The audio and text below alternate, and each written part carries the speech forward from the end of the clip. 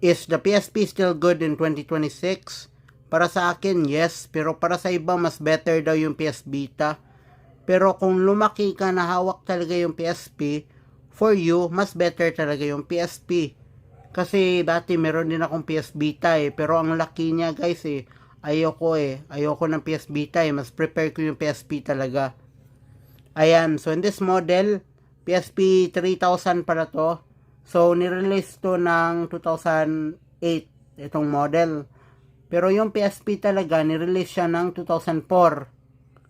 Oh, nirelease yung PSP ng 2004, which is yung fat model.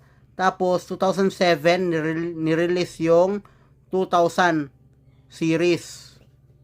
Tapos, 2008, nirelease to. Ayan. I'm not sure kung when release yung PSP Go and PSP Street.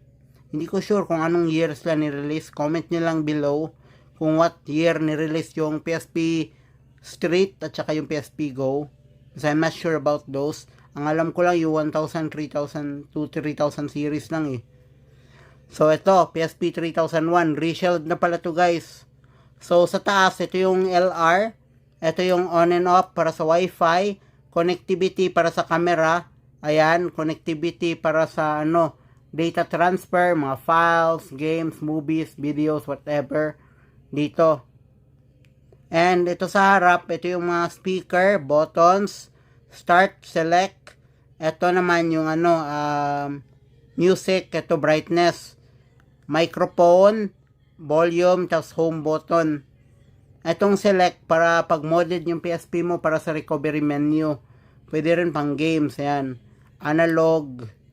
Tapos sa likod naman, ito yung lagyanan ng battery. Ito yung battery ko. Ayan.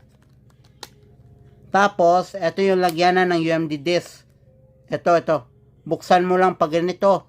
Yung sa PSP 1000, kailangan mo pa pindutin na pag ganun para magbukas yung UMD drive. Which is pinakamahirap. Ito madali na lang ganun na lang Ito yung CD. Sa mga hindi nakalam, ito yung UMD disk. UMD disk, ayan, Universal Media Disk. Ilagay nyo lang siya pag ganun. Tapos ito, lagyan na ng memory card. Sa akin kasi, modded na kasi to kaya ito, modded na. Ayan, 128 GB.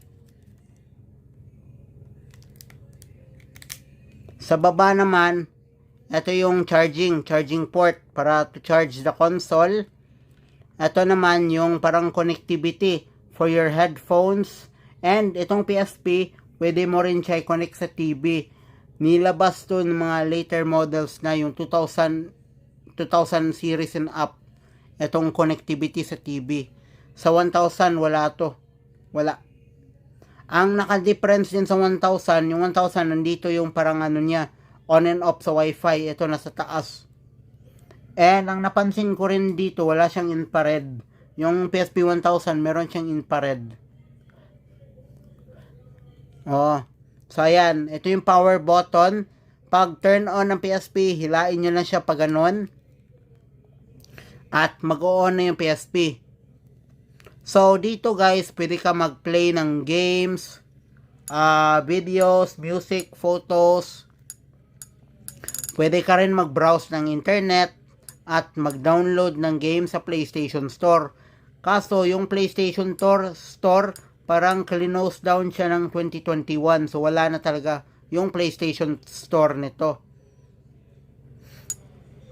And then, yung sa browsing naman, wala na rin. Trinay ko i-connect itong PSP sa internet, ayaw na talaga. Pero may iba nakakonect daw sa internet using sa bagong Wi-Fi router. ARC4 lang daw, tapos may dinownload daw sila na plugins. Naka-ARC4 ako, dinownload ko rin yung plugins na sinabi nila, pero wala talaga. Ayaw na talaga gumana, so wala na talaga yung browser guys. Ayaw na mag-connect ng PSP ko sa internet. So ayan, ito yung CD Ayan. And pwede ka rin mag-download ng games. Kung ayaw mo ng CD, kasi nabigatan ka magdala ng lahat ng CD, pwede ka rin mag-jailbreak, pwede ka rin mag-download ng games. Actually, in 2026, 2025, madali na lang mag-jailbreak ng PSP. Mag-jailbreak at mag-download ng games eh. Ayan yung mga games guys, oh. Yan kadaming games, oh.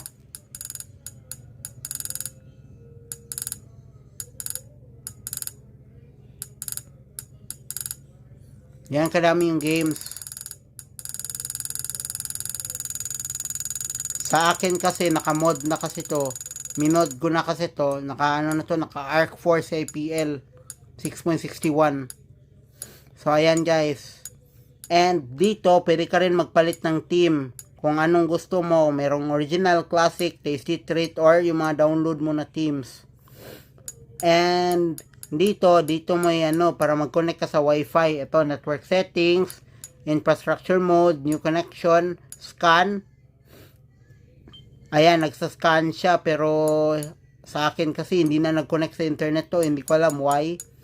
And ito yung parang parang sa TV para ma-connect mo yung PSP sa TV. Ayan. Pakita ko na lang sa inyo guys. Ayan yung itsura ng AV jack para ma-connect mo yung PSP sa TV. Yan yung itsura. Ayan.